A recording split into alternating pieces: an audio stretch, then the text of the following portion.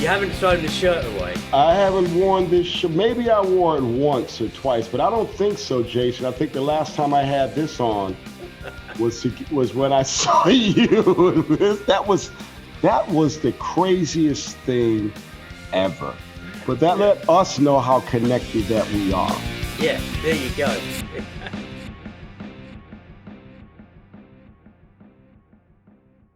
Hi, Doug. How you doing? Doing just fine, Jack. Thanks so much for joining us with this. We're doing a series of videos for the NAMM show because I'm sure you know, unfortunately, we're not able to all go and meet up like we normally would. So yeah, we're doing some videos and we just want to catch up with some of our artists, and you're one of our favorite artists. So can you tell us, you know, how you've been and what this year's been like for you? Because obviously it's a different year to normal. So I'd love to hear what you've been up to. Well, it's been very challenging for all of my musician friends and everybody across the world. What I've been up to is actually dealing with the reality of this is the longest I've been home since I was 17 years old.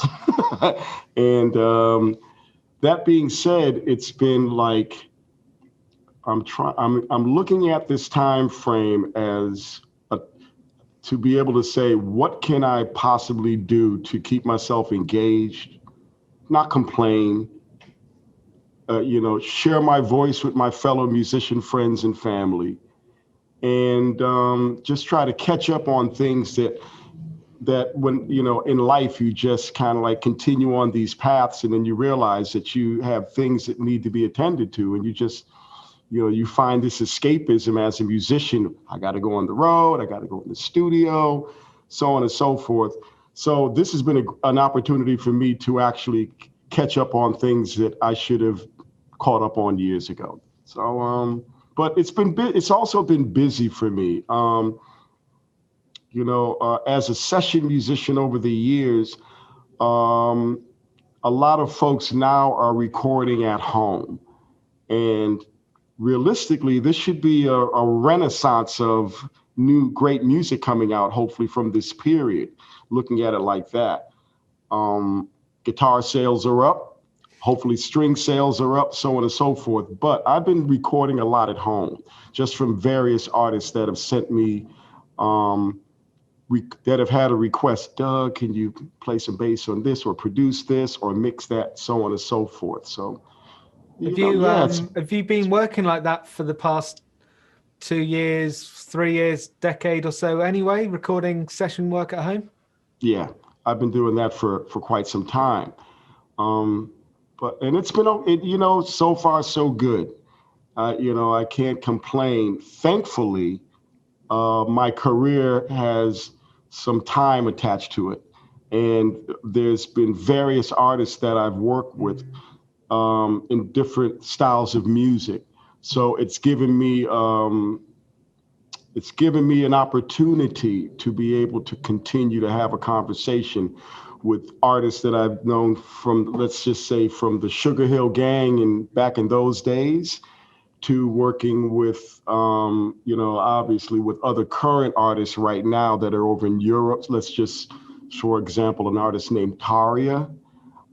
Been working with her, and another artist, Schiller, in Germany, that I've been working with. So then there's folks like Bernard Fowler and Tackhead, my On You Sound crew.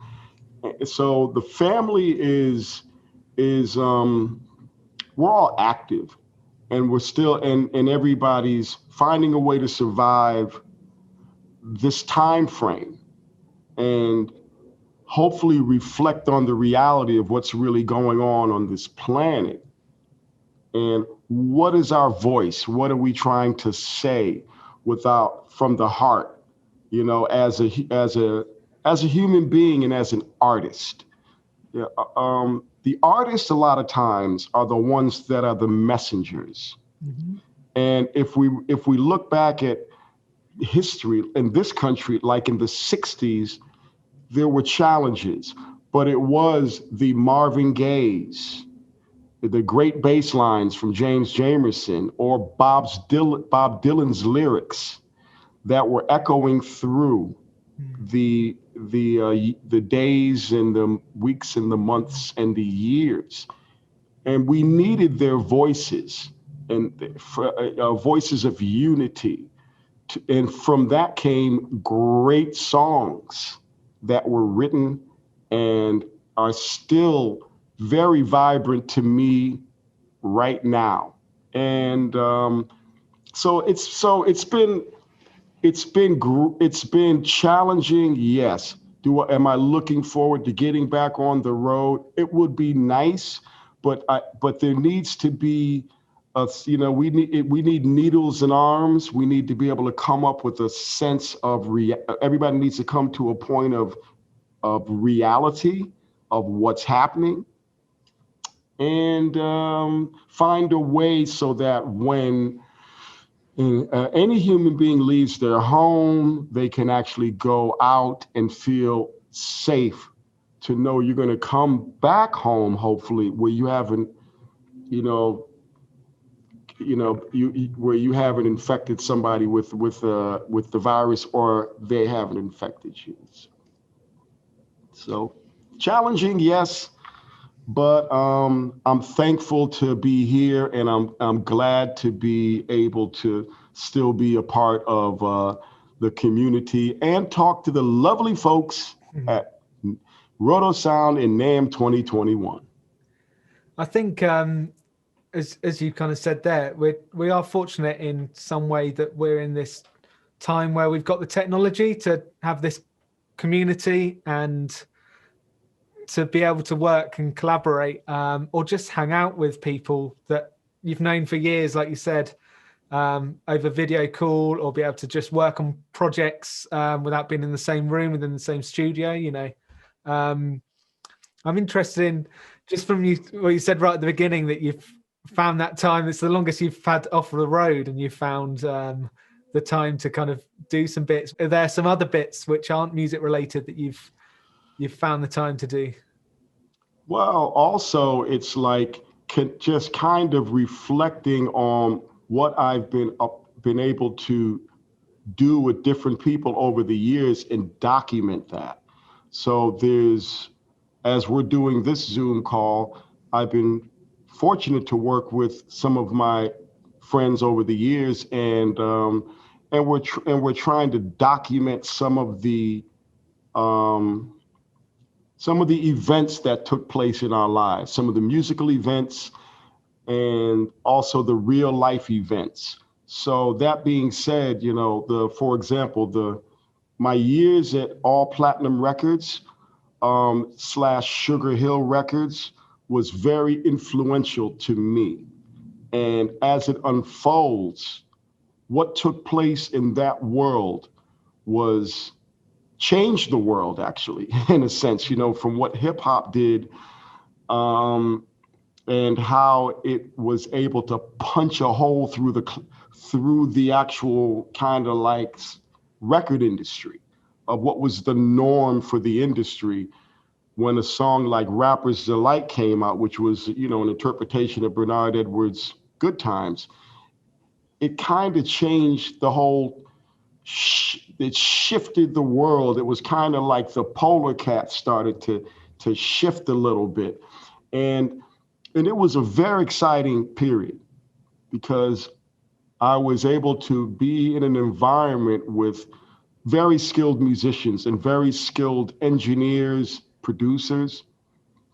And as I reflect, when you're in it at the time, you can't realize what's going on. I was very young when that was taking place, but when we were cutting songs like White Lines by Grandmaster Flash and the Furious Five, or Funk You Up by The Sequence. And that was back then, but when I look at how people were influenced by that, I see now, if I go to Who Sampled, for example, and I look at the songs that I was able to be a part of, Apache by the Sugarhill Gang, Funk You Up, again, White Lines, and so on, and many other songs. And then you look at all the artists that sampled those songs, little bits, and it's mind blowing. and how many millions of records were sold from those sample bits. Mm-hmm. And so for me and the Sugarhill Gang crew, Keith LeBlanc, Skip McDonald, Ed Fletcher, who wrote The Message, Reggie Griffith, Craig Derry, and also the great Chris Lord Alge, because he was the engineer that was recording those songs at the time. He was an assistant engineer. So there's that collective that has a lot of history attached to it. And we've been fortunate to play on many different songs and support each other. So just trying to capture that on tape and audio for our own time capsule, to me, is important. And it also gives future generations an idea of what really took place. And if it's coming from us, then it's not watered down from somebody else's interpretation that wasn't there. And so that's one thing that I'm engaged in. Again, it's not necessarily all about the notes or about look at what I can do.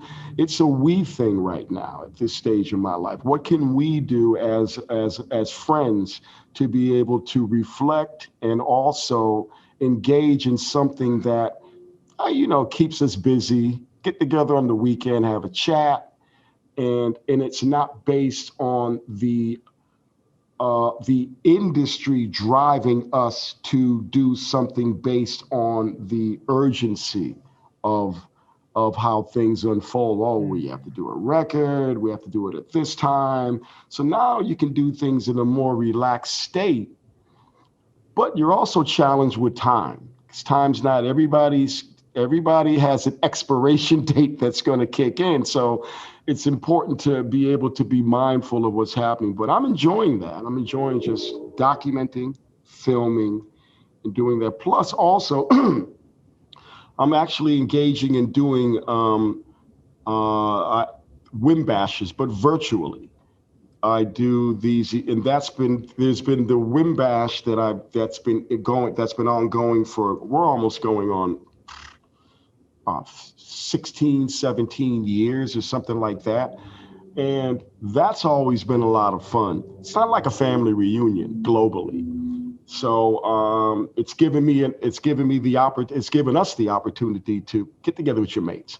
But now going virtual is something that's fun as well. So the idea now is to see if I can come up with something that's gonna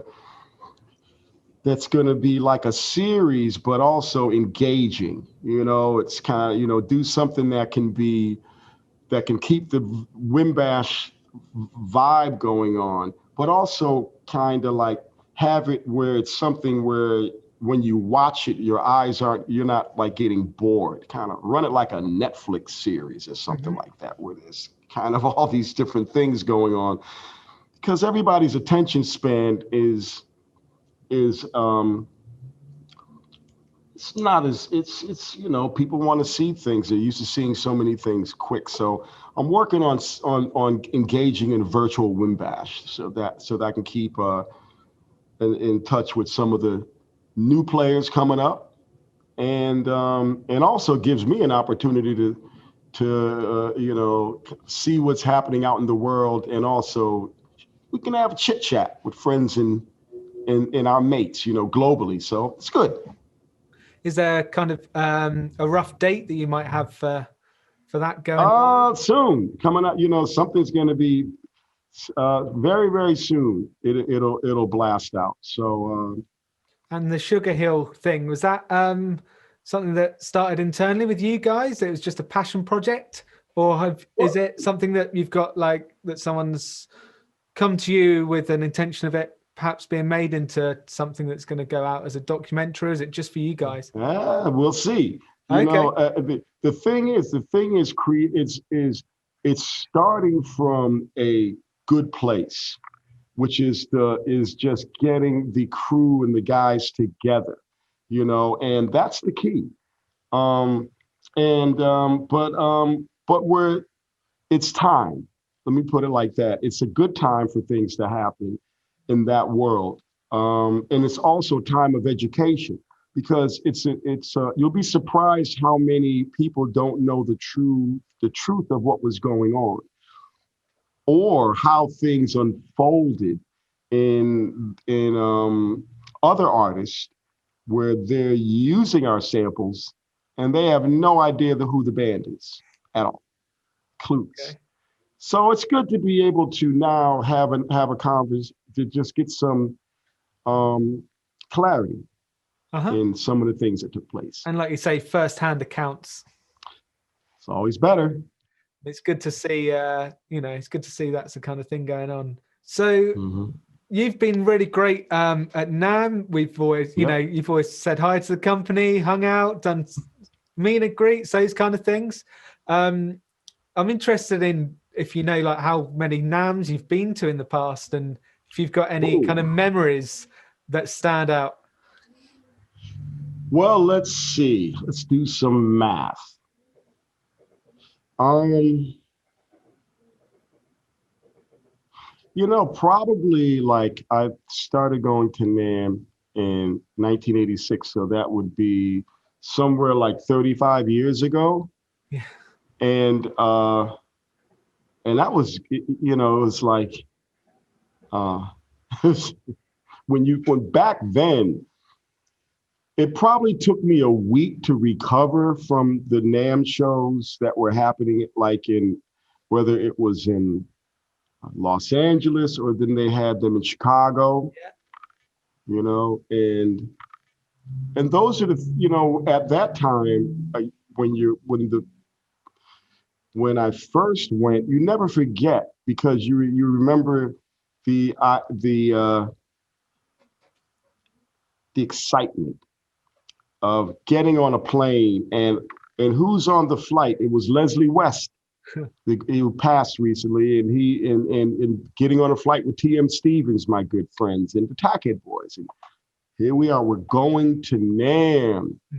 And it's like going to the promised land for a musician, at that time, because, you just want to you're just glad to be able to go and have a company that is is actually taking a shining to you and being able to, and saying, hey, it's a plane ticket, there's a hotel room, it's come and join us. And so you feel like it gives you a sense of accomplishment. And then you get to NAMM, and then it's kind of like the idea of being able to still, see everything and pace your time, because there's the daytime and the nighttime. Both are important. But after about 3 or 4 days, you could see in the faces of some folks where the nighttime got them more than the daytime. And it's okay. But, the horse, and what's the result of that? Voices are hoarse, eyes are red on Sunday, stuff like that. But you know what? It's fun. It's like one big family. And so it's been 35 years. First time I went the first NAMM was in Chicago, Summer NAMM. Yeah, Summer NAMM. And I met Joe Satriani there, and Steve Vai and Billy Sheehan. And these were, and it was, and all Chuck Rainey and Bernard Purdy, and so on and so forth. These are my heroes. Yeah. These are my, but at the same time, I'm seeing folks who are all trying to bust out. But it's like, it's some folks are just artists, but they're to the heart. They're approachable, and they're not going to sleep with their stage clothes on and kind of running around with this pack of girls and this hype and everything. Of course, that's necessary, but for the look. But at the same time, when you talk to a person, look in their eyes, you can tell that person's got soul, he's got a heart. And I remember that more than anything. So NAMM's been great. I look forward to it. And it's really helped me personally by not just all the people I've met, but also the people that I've told about that, other musicians that are like, you need to go to NAMM, you need to check this company out. So I become like, almost after a while, you become like an ambassador to certain companies that you like. Say Rotosound. Rotosound, I've known Jason for years, and we're family at this point. We've weathered the storm. We've been able to mates first, no matter what, mates first. And when I go to NAMM, I look forward to seeing Billy Sheehan. He's my mate. So it's kind of like, where's Billy? And before that, it would be like, where's Jack Bruce at? So it's like every NAMM has a memory, but what's most important to me is family and how that plays out from Jason, from his pops and what he's done over the years. And also John Entwistle. I always look forward to seeing John. I felt he's my mate. He would come to Living Color gigs when we played. And so it was like the stories, the embracing as a family. And that's the platform. That's what I really enjoyed. All the gear is fantastic, but the consistency of family over the years and friends and family, honest conversation, looking somebody in the eye, that is a sign of a true champagne. And also the fact that Rotosound, for example, is a perfect brand that always embraces everybody in their roster, folks that are no longer with us, but are still with us to the generation that's here right now. Mm-hmm. See, to me, that's important in a brand. Because that's the integrity. That to me is the truth of a brand. As much as it is what's happening right now, there's artists that I see on this roster that had to pave roads. There was no internet. There was no online support. You had to get it in. You had to go out and make things happen. And that comes from survival skills, understanding how to maintain, a certain groove in the industry and not brown nosing somebody, and being able to not just play the notes, but play the room, play the people, understand the producer when you go into a recording session, what somebody needs, what to learn, what to take away. Those are skills that comes from on the job training in a sense, But as I look back, I see Rotosound as they're the perfect company to use as an example, because they represent the history of the brand and all those that are involved. And as I look now, for example, if you take bass players and you ask them their influence, who influenced you? Some are living, some are not, but you'll always hear what rattles off of some modern bass players right now. It could start from my good friend Victor Wooten, to some of the, to Pino, but then you'll start to hear the names, to like Joe Dart, it's great bass players, right? And then you'll start to hear the names of like Jaco Pastorius, who is no longer with us, or James Jamerson, and these or Chuck Rainey, So you start to look at who influenced who. And a brand is always to me real when they're able to engage that world in their brand. It's not just like flavor of the month right now. It's also, and it's balanced between the history of the brand. So what is the history of Rotosound? What do I see when I think of Rotosound? I see the iconic photo of Jason's pop in there with The Who. In that photo, I see the great photo of Jason's dad showing Jimi Hendrix and Joel Redding that Rotosound strings. That's iconic, you know, and also it's just over the years, the artists that use the strings, it's because of Stanley or Jocko or some of these artists that I'm using Rotosound strings from back in the day, you know, and so it's important to me to be able to give respect to the brand and give respect to all the amazing bass players that are here on this planet right now and all those that paved the road for us, you know. And I'm a bass player. I really, you know, to me, it's about respect. It's about engaging in the reality of where we are right now and how to make sure that we can shift and change based on the times that are happening right now. But also be mindful of the company that creates a product that stands the test of time. I mean, dude, look at that. This is where Rotosound has developed over time, coming from the cardboard box packages to now.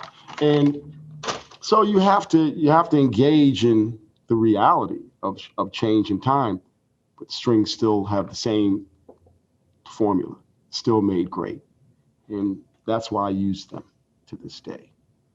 Like you said, with this kind of downtime you've had, going back and collecting, you know, your past and looking at various bits from your history. We've had a similar thing here with a bit of downtime and going through the Rotosound archives and finding those photos, like you say, some other ones that haven't been, you know, seen before, some of the old adverts, the packaging, and trying to get things in a bit of a timeline, like you say, from those really early packages right up until now with the foil ones. And I think it's something that musicians, especially like guitarists, bassists, drummers, rock kind of guys, you kind of really appreciate. You grow up learning the songs from the guys back in the 60s, Hendrix, you know, a lot of people, the first song they'll be playing is like Hey Joe or something like that, you know,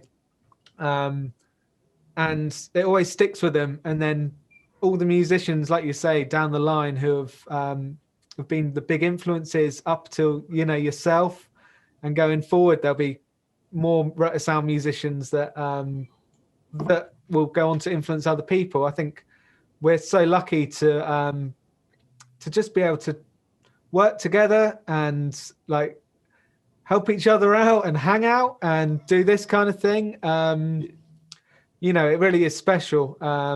Like you were saying with the NAMM show, you know, with hanging out with Jack Bruce and you know, great. the guys from who are the legends. You know, it's really special. Yeah, it really is. It's you know, I'm sending everybody a wireless hug out there. I really look forward to NAMM, but I also look forward to everybody being more important. It's more important for people to be healthy, mental health, physical health, spiritual health, and to hopefully, as musicians, it doesn't, you know, and we're dealing with some very challenging times right now, globally, here in America. Okay, make a note. But hopefully, this could be a renaissance going. You know, there's a renaissance happening of new musicians and people that are buying a guitar for the first time and saying, I need to learn how to play a guitar. Always wanted to do it. I go to the stores right now, they're all wiped out. You know, so sales are doing okay from what I see. certain things. The problem is inventory, just being able to get stuff in, you know what I mean, the parts and pieces. But that being said, that might be the challenge. But the fact that there's people picking up guitar and basses and instruments to play is a good thing. It's good for the soul. Yeah. You know, and if we can have that kind of energy going on, then this could be a renaissance of, you know, when the dust settles, there could be something beautiful. It's just important now that we're able to get a grip on everything that's going on globally so that we can get back together comfortably, you know? Yeah, definitely. I know exactly what you mean there. So one thing that has been great about, you know, doing this instead of a in-person NAMM, because this is what we got to do, like you say, until things go back to normal. But it means that we can connect people like yourself with fans all across the world, rather than just people at the show. So we have got in touch with people on social media, sending some questions, and we've kind of picked out a few. Okay. So if it's cool to just shoot you some questions and Sure. And let's go from there. So we had this one in from Pete Morris on Instagram. He said, how did you approach the initial audition for Living Colour? And did you learn all of Muzz's parts note for note? Did you take a different approach? It's a good question. Well, what was the approach?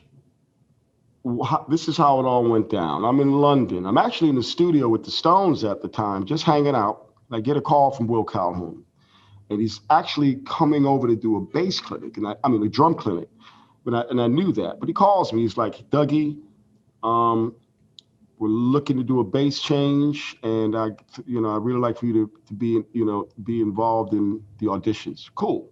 So when he came over, we had a quick chat, and then I'm like, well, when are the auditions happening? Well, like next week. So okay, what's on the agenda? Well, they had one show that was still on the books, which was pretty much Hollywood Rock, which was Rock in Rio in Brazil. That was still on the books. So this was like in October of 1991. So what did I do? So I didn't have much time to, figure out what was going on. So what I did then was just like, I just start. I knew the songs and knew some of them, but never really played them before. But at a time like that, I just try to look at the reality of what's on the band's playlist, what they're, kind of doing live. So I've seen them live. I've known Vernon since forever and Will and everybody and Corey. So I was familiar with the music. But I never played it. So what did I do? It's my approach. I always try to learn what I call is the most difficult song first, based on what I call difficult. And at this time, they had the Vivid album, they had Time's Up and Biscuits, which was an EP. So, but Time's Up is what is the album that was out. So what was the first song I learned? I learned Time's Up, which is a real fast thrash punk song. It's really fast. So that was the first one that I learned. Let me get that out the way. And the rest of them became a little bit more just, you just have to figure it out. You have to put the time in. And so I did a Crash Living Colour course. Thankfully, with my experience of working as, over the years in these kind of situations, then I had a certain system in place. You have to, but there's no YouTube going on at that time. I'm still working with a cassette machine, maybe, or a CD.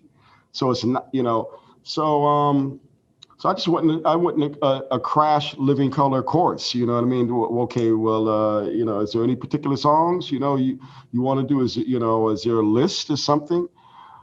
So they said, yeah, they sent me a list of stuff, but I just tried to learn everything. I just made my notes, learned, audio, came prepared. So it took me about a couple of days, wrote things down, had my notes, and just kind of tried to, have things to, rely on muscle memory.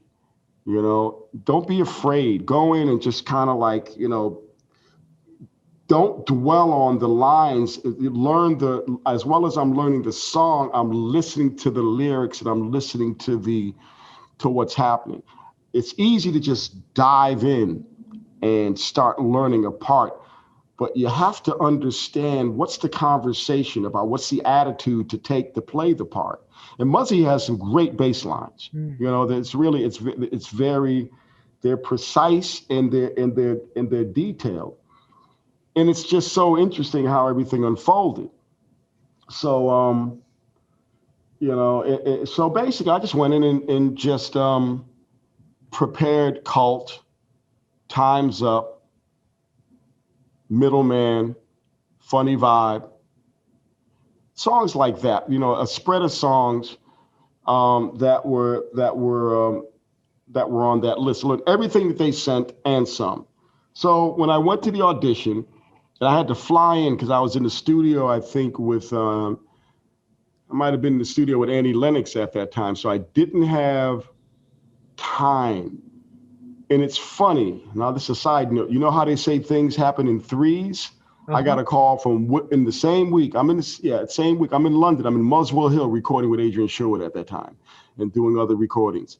I got a call from Will Calhoun first. Then the second day, then within the same day, I got a call from Seal, because I was working with him. Right. Did his album, and he wanted me to do some more gigs with him. And then I got a call from Bruce Springsteen's folks to actually do a tour with him. So that's hovering as well as while I'm trying to learn these songs. So I'm like, you know, but so I'm taking all that energy and flew to New York. I flew into a hurricane. Never forget that. It was October 31st, 1992. And there just happened to be a hurricane that was approaching New York at that time. So I flew in, did the night before, did the audition that day, and was flying back to London the next day. At the audition, I was asked, what songs did I want to do? What do you want to play first? I said, Time's Up. There was silence between Vernon, Corey, and Will. And I was like, Jesus, did I say something wrong? I said, everything cool? I said, yeah. I said, well, what's up? I said, yo, you're the only one that wanted to play that song. Everybody else didn't not everybody, but I guess it was, you know. Yeah. We'll try and not do that one. Let's hope, you know how when you're in a situation, you're like, I hope they don't call this song, you know, and it's exactly what happens. And that's the world we live in of reality. So so I learned that and played the other stuff. And then I didn't have the gig. I got the offer to play Hollywood Rock with them a few months later and do the audition, and rehearse with them. And it wasn't until I did the first gig with them, which is online. It's my first gig with Living Color, is at Hollywood Rock. And to boil it all down as it unfolded, what we rehearsed, you know, we had a few weeks to rehearse, but at the end of the day, it ended up for me being really about 72 hours, because with the band there, we were like, hey, you know, they were still trying out things. And as the clock was ticking, I was like, fellas, what is going to be on the set list for the gig, you know, so I could just have clarity. And that got boiled down to like right about the last 3 days before we left was when we really put the set together. And the other 11 days was a lot of fun and just going through a lot of stuff. Did the show, Hollywood Rock, and then I got offered the gig with Living Color. So it was like November, December, January. So it was 2 months of cone of uncertainty, but I'm still there. But then I got the gig. And so that's how I did it. I went in. So to answer it, you go in, learn the material, listen to the vocals, listen to the song. You know, it's easy to deep dive in on the bass lines, but find the key is the character of what's going on. I'm not going in trying to change Muzzy's parts. They're iconic. Once you cut a song, they're no longer yours anymore. What you do belongs to the world. So it's important that I took the approach of preserving the beauty of the songs. And then as things unfolded over time, things developed as a band. And it's not like I'm putting this other frequency into it, which of course will happen, but I honor what's there first. Mm-hmm. But you have to practice. It's that picture of Miles Davis. You see that photo, practice, MF, you know what I mean? So you gotta practice, and you also have to understand the character that you need to play. Very important. Okay, got another question here. How much effort does it take to make your huge pedal board sound so musical? And do you have any tips for those of us who have the gear but no clue how to achieve the same? That's from Danny McClawley on Twitter. Okay, well, first of all, when approached, you have to know that the effect starts here in your hands. This is the first effect of understanding the approach to what's happening with a song. And as time develops, you have to, if there's a meeting between the bass player, and the sonic journey that they choose to go on. And a lot of that is based around the parameters of the current musicians and band that you're working with. Yeah. So for example, if the band is one that is based on a certain style, which is like, I'm the Fender flat wound player, and I am in this world of playing certain things a certain way. It's great. So it's like, that becomes the parameters that you're working around at times, right? So as you develop and play, we have a choice, so there's many different styles of bass players right now. And the effect starts from the style almost first. Think about it. A slap is an effect in a sense. It's the tonality of what's going on. A muted palming is an effect in a sense. It's a technique, but the effect on the ears is different from just hitting the note. You know what I mean? Mm-hmm. So it's how you approach the different,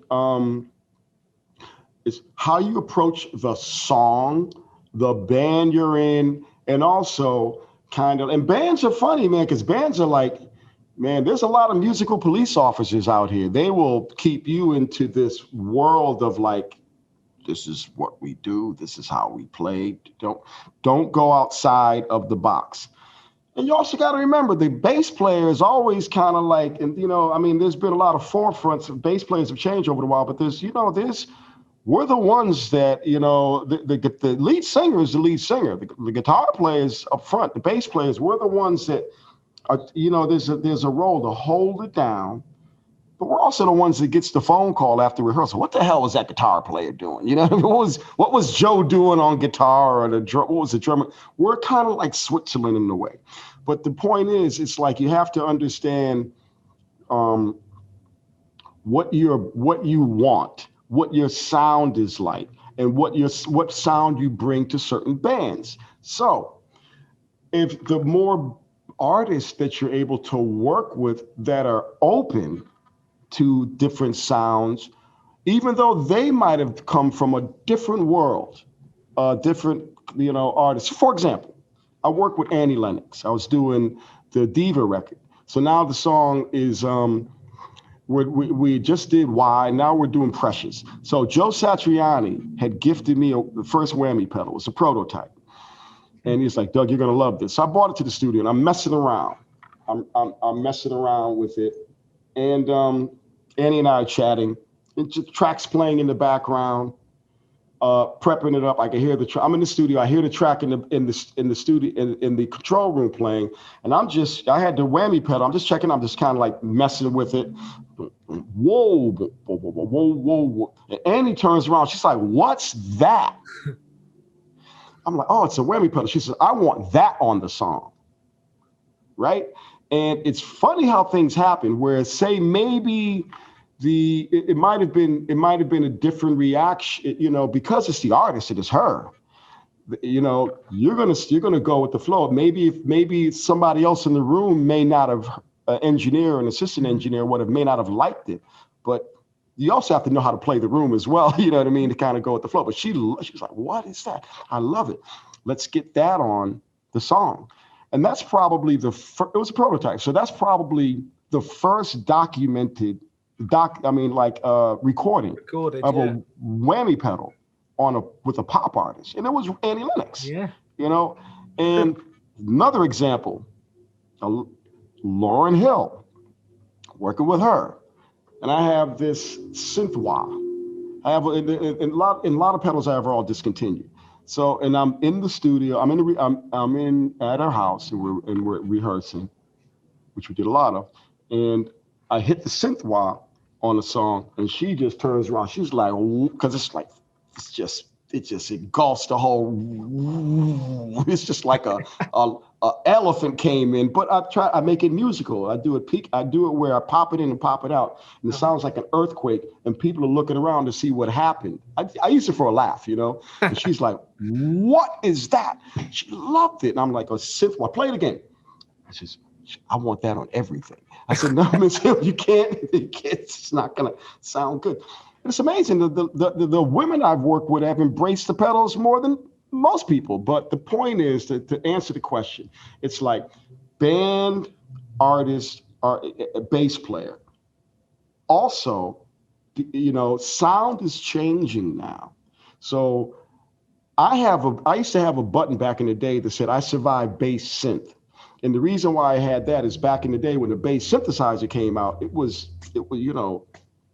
knocking bass players out until a 5-string or 6-string came up and other effects. But I learned to survive the industry of making records by having sounds available with my hands, with the strings, with the bass, and with patience to understand what was needed for the job. So over the years, I've developed a collection. And I started when I was young. When I was young, man, I used, I plug in pedals, and some of my friends were in Vietnam, and they'd send over these cheesy Chinese knockoffs, they were a wah wah and a fuzz. And, so I like sound, and so, but as a bassist, I didn't use effects when I first started playing. I mean, I use them in the room, in my bedroom, but I was, Fender Jazz, let's go, straight plug it in. Let's get it on.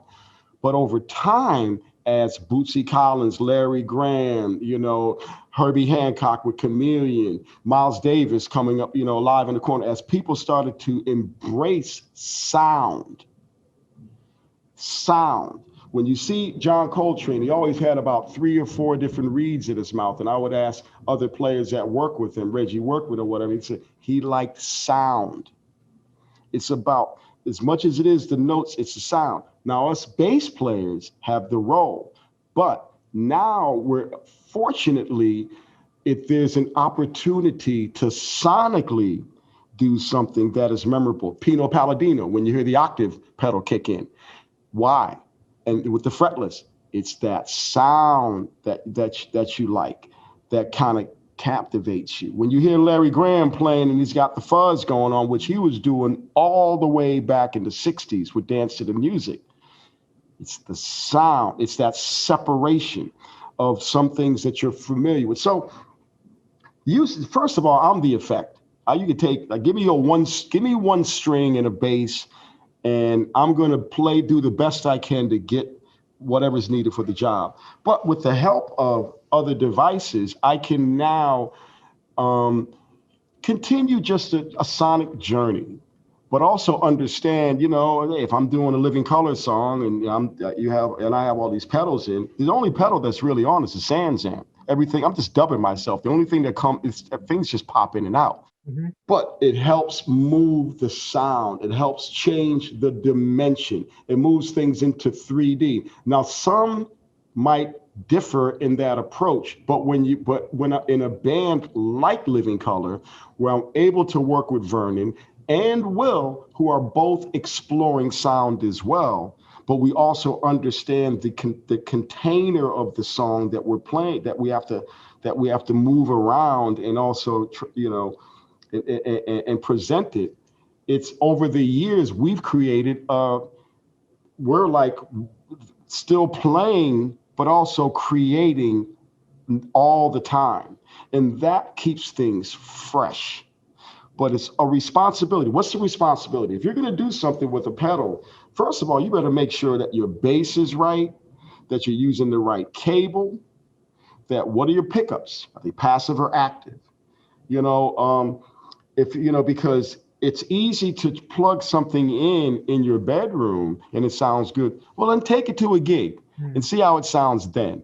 And are you using the right power? Are you using the right adapters? And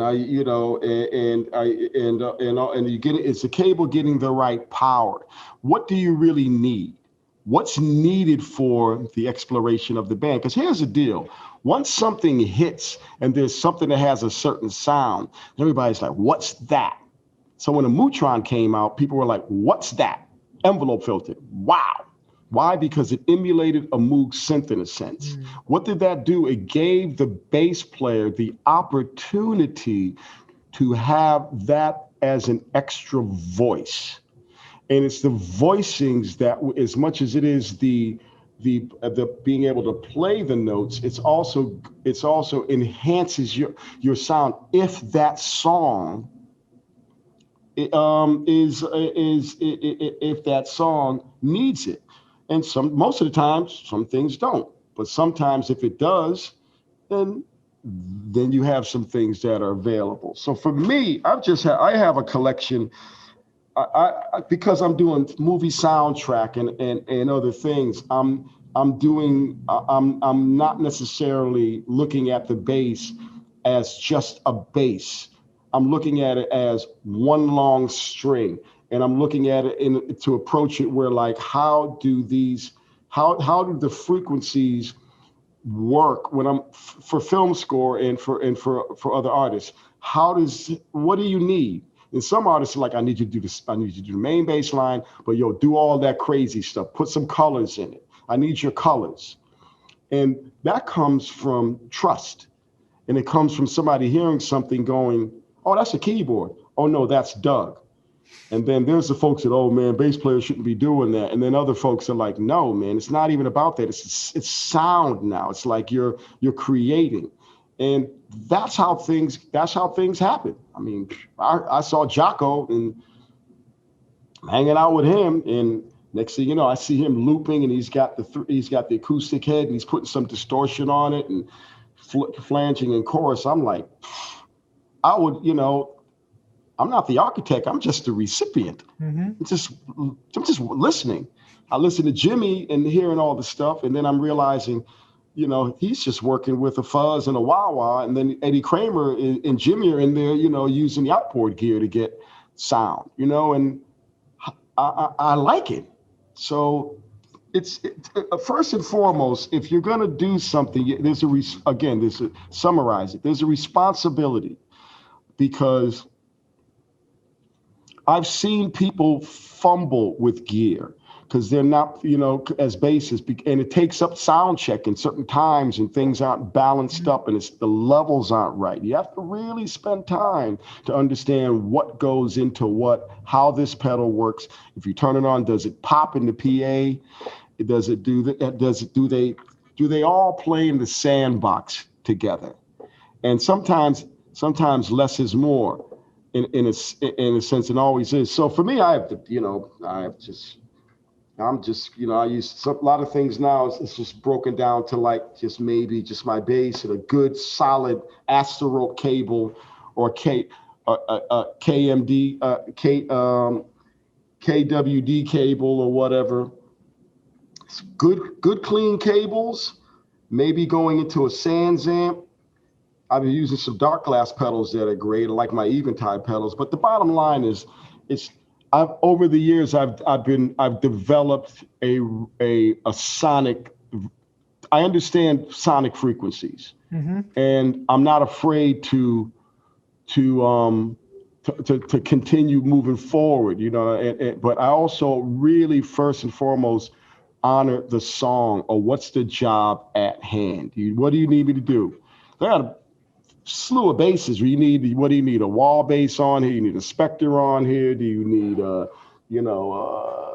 old Guild Asbury rubber band bass? It's the sound, you know. And when you have that in your Ned Steinberg upright, that's what it's about, you know. So, but for the effects, you have to find something that works for you, and you have to find something that you can learn and control, because some effects will get you a gig and get you fired from a gig as well.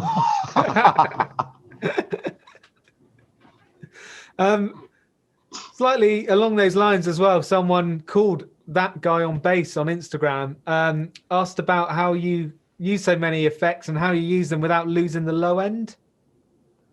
Yeah, well, you know, again, it's the cables. It's having clean power. See, not most people. I've seen people, and I'm not going to mention any names, and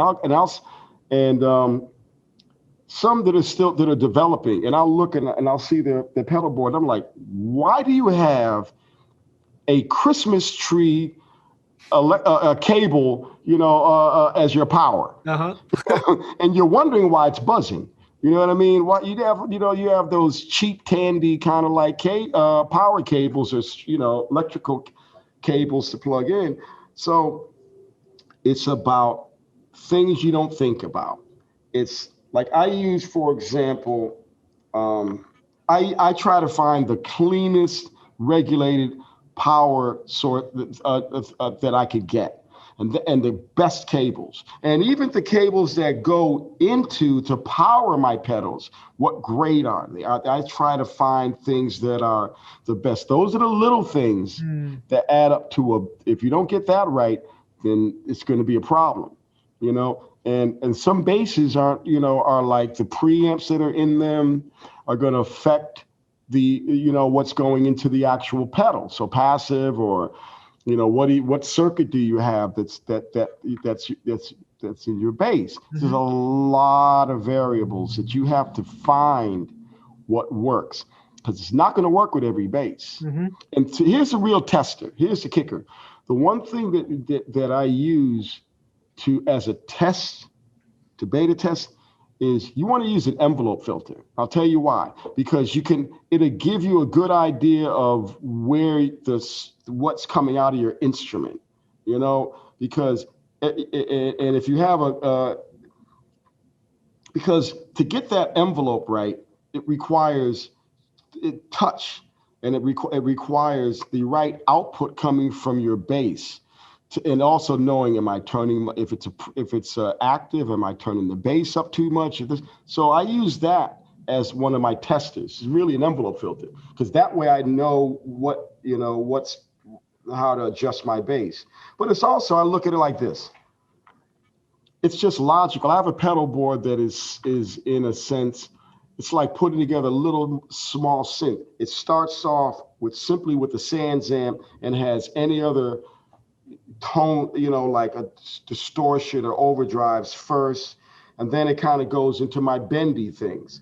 So now like a whammy pedal or a wah-wah, and then it goes into the chorusing effect or any other kind of, stuff like that. Then an envelope filter, and so on and so forth. So there's a signal path to it. I don't put the envelope filter first, you know, because everything's going to affect something else, and it's important for you to learn how the signal chain. But make the investment. Don't go cheap, because You want something that's gonna last. Most of my pedals that I'm looking at here are all discontinued. I found something that I liked, and if it breaks, I'm searching the internet to try and find another one. You find your sound. All you need is something that works for you, and isn't going to scare people away. So I can bring the big pedal board out for demos and stuff like that because that's just what people want to. I give them a good look. But now I got stuff. I'm going on tour with maybe a few pedals because that's all the job. I'm loving the dark glass pedals. They're great.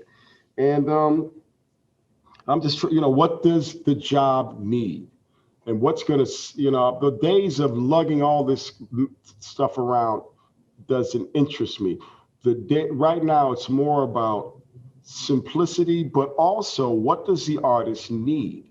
And because I've worked with many artists, they still require me, Doug, can you do those other things that, that we like? So most artists just, like whether it's overdrive or just driving it or some kind of crystallization going on. Because let's face it, fellas. I mean, look, the bass has more frequencies. I mean, the frequencies you can get out of a bass, whether you're playing harmonics or sliding harmonics or whatever, is second to none. And also, the Rotosound strings are the strings of choice for me because they give me the tonal frequency that works for me. Right? The round wound strings are really important for me to be able to have diversity between my Spectre bass that's active with has preamp, old school stuff, and I can control it between the cable and it's all part of one package at that point. You know what I mean? It's got to speak to each other clearly. And if I contaminate my pedal board with a bad cable and this, then yes, it will turn on, but it's not powering correctly.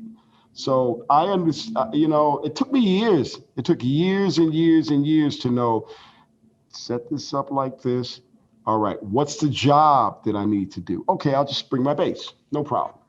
But then I'll bring like maybe an Eventide H9 because it has such diversity that I could actually hook up an expression pedal or whatever. So if I'm going to a gig and I think that a person, I've done this before, I've gone to a gig, I'm like, oh, they only want me to bring my bass in this. Next thing you know, it's like, where's your pedals? where's that pedal? So people fall in love with certain sounds that you do, and I think that's the beauty of that us bass players or any musician could when you could share a story where a person, not you or somebody that falls in love with a certain sound that you like, it touches them, and they want you to.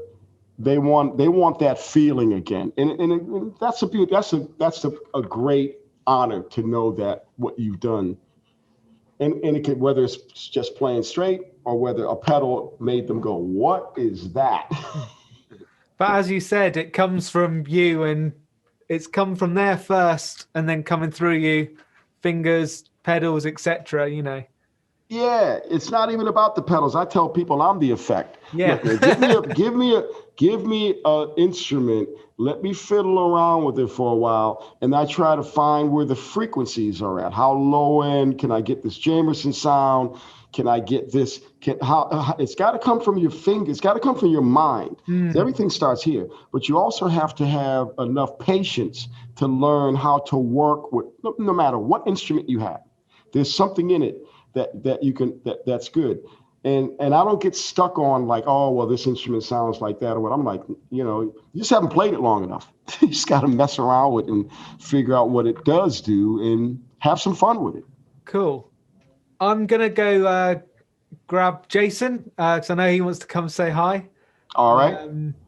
Obviously you guys would have normally met up around this time of year and hung out. But yeah, I know he's just next door, so I'm going to go grab him and he can come say hi and everything. All right. I'll say my byes now. Thanks, Doug. That's you're welcome. Been really great. All right. Well, thank you, man. Here he is.